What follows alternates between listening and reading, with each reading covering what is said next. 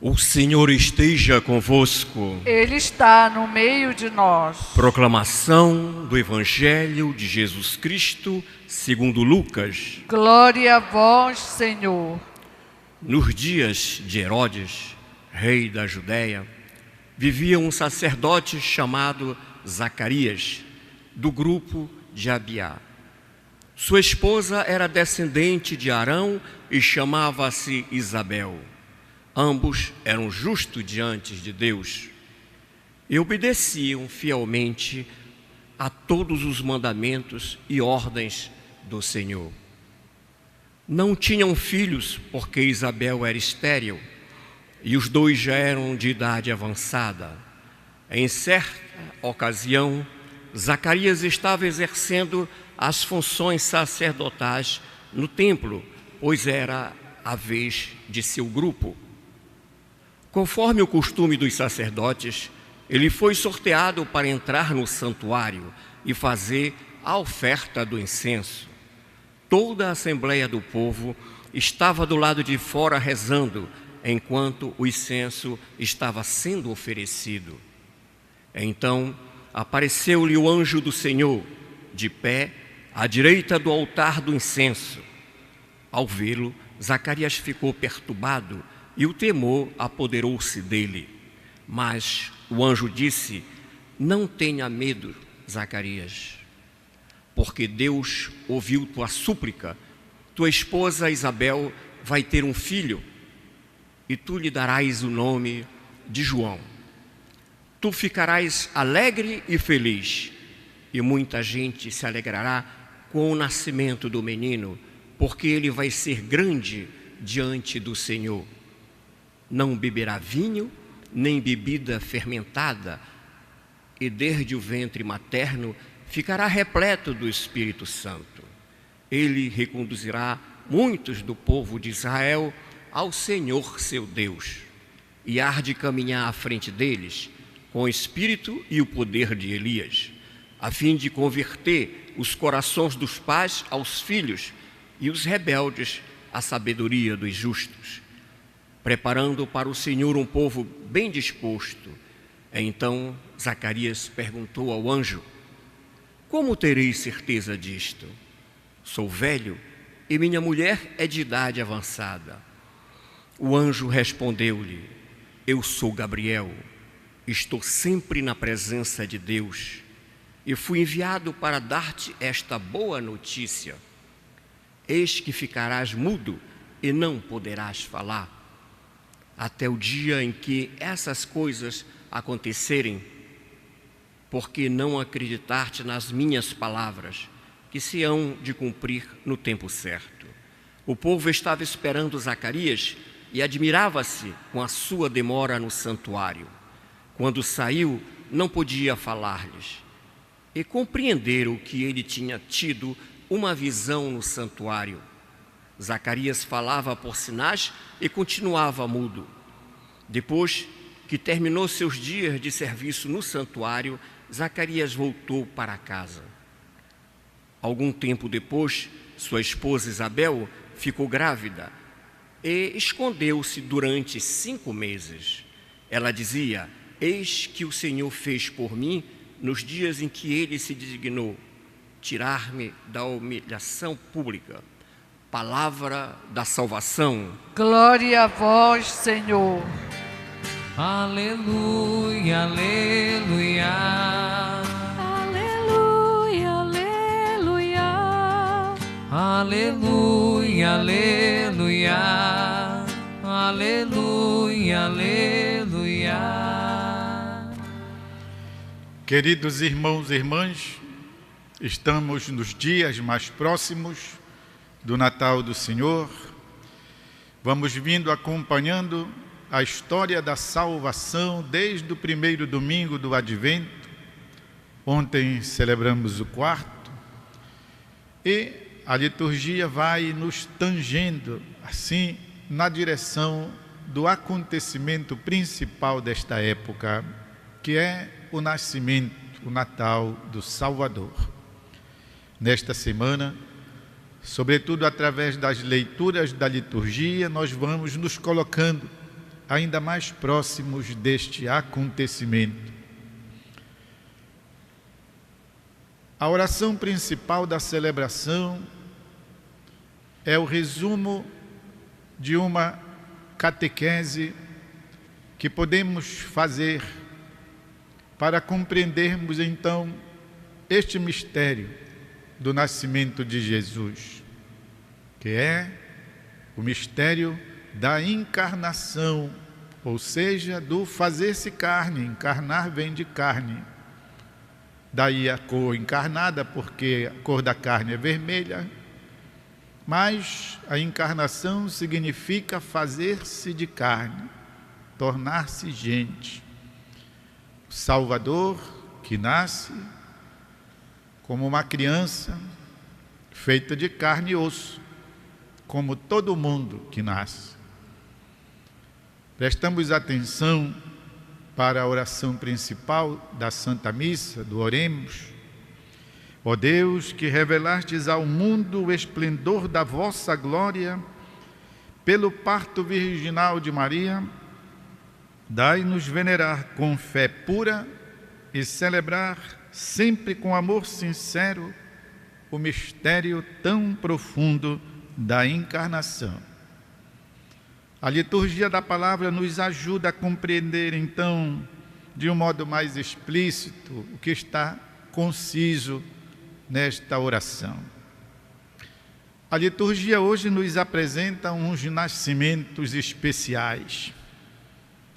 Toda vez que deveria nascer alguém significativo para a história da salvação, esse nascimento acontecia de um modo maravilhoso. Assim com Isaac, que os pais de Isaac, Abraão e Sara, não conseguiam fazer um filho, foi Deus que interviu e lhes concedeu de presente, pois Isaac, o patriarca principal, o patriarca por excelência. Assim também a mãe de Samuel rezava pedindo a Deus que a livrasse da vergonha, pois da infecundidade, e Deus lhe deu de presente uma criança, Samuel, o grande profeta. Assim como de Sansão, cuja leitura hoje tivemos, em que Sansão nasce com esta missão, pois maravilhosa, de conduzir na fidelidade o povo de Israel. Assim com João Batista, que é o trecho do Santo Evangelho. Também já Zacarias e Isabel, tendo passado da idade, pois, da fecundação, se veem agraciados por esta criança, sempre iniciativa de Deus. Diante de impossibilidades, Deus faz acontecer a gravidez e o nascimento deles. Ouvimos a narração da história, pois, de João Batista, como de fato a intervenção é divina, a tal ponto que, portanto, este é um filho especial. Ele tem a missão de reconduzir, pois, os corações da humanidade a Deus.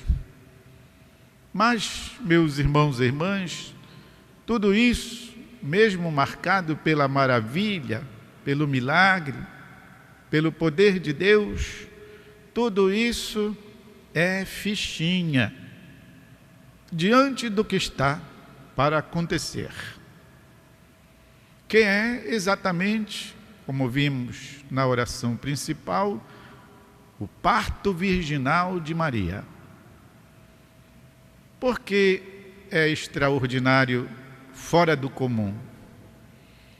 Porque as outras mães daqueles heróis tinham os seus maridos, e não tem nada de especial numa mulher que tenha marido aparecer grávida, mesmo que depois já de certa idade. Todo mundo se admira, mas diz, bom, nada mais natural.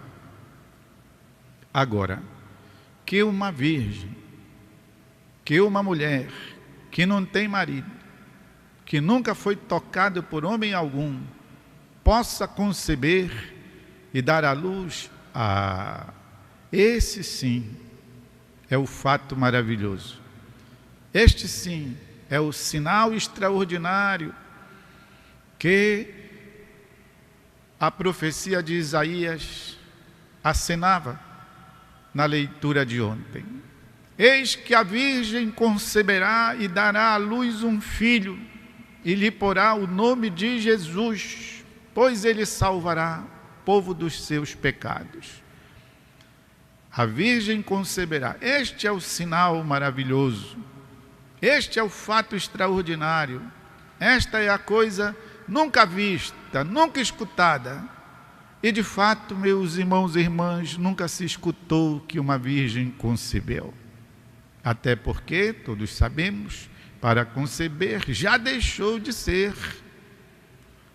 De modo que então o parto virginal de Maria é a coisa mais extraordinária que possa ter acontecido na realidade biológica humana.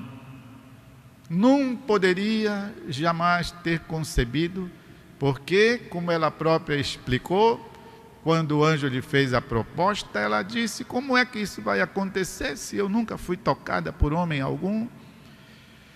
A resposta do anjo Gabriel: o Espírito Santo virá sobre ti e te cobrirá. Como dizíamos na linguagem rude, quando, pois, uma mulher fica grávida, um animal fica grávido, coberto, o Espírito Santo virá sobre ti e te cobrirá com a sua sombra. Portanto, a explicação que o anjo dá é que aquele fato é extraordinário porque aconteceu pela mão de Deus, de modo que o concebimento de Jesus, vindo pelo parto virginal de Maria, é obra do céu, é obra divina. Não teve contribuição humana da participação humana. E é por isso que, como vemos também em outras passagens da Escritura, só Deus poderia ter feito acontecer isso. Dizia: a liturgia nos ajuda a irmos nos aproximando do mistério e nos faz então chegar a Ele assim, de um modo todos completamente abismados, admirados, porque então este que nasceu só pode ser divino, só pode ser Deus.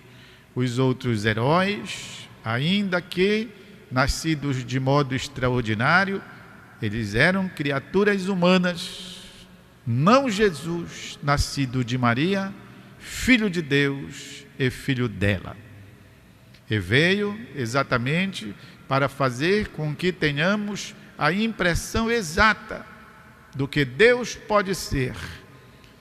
Deus vem do céu, Deus, portanto, é divino, mas Ele se tornou alguém perto de nós, no meio de nós, como entendemos do nome que lhe foi dado, Manuel. Manuel significa o que está no pedaço, está aqui no setor, está na área. Deus na área. Meus irmãos e irmãs, nós então vamos ainda refletir muito até chegarmos no Natal do Senhor. E na noite de Natal, os nossos olhos contemplarão, ouvindo as leituras e até mesmo contemplando de um modo plástico através da imagem do menino Jesus. Deus nos conceda ter o olhar simples e ao mesmo tempo profundo de São Francisco de Assis, aquele que inventou o primeiro presépio e que, ao colocar o menino Jesus lá na manjedoura, aquele boneco feito de barro, o menino feito de papelão que ele armou, se tornou de carne, se mexeu, e ele então teve a experiência mística de ter em seus braços por uns instantes o próprio menino Deus que ele colocou na manjedoura. Nós vamos nos aproximando sempre mais do Natal de Jesus pela liturgia e pela plástica dos presépios com coração franciscano.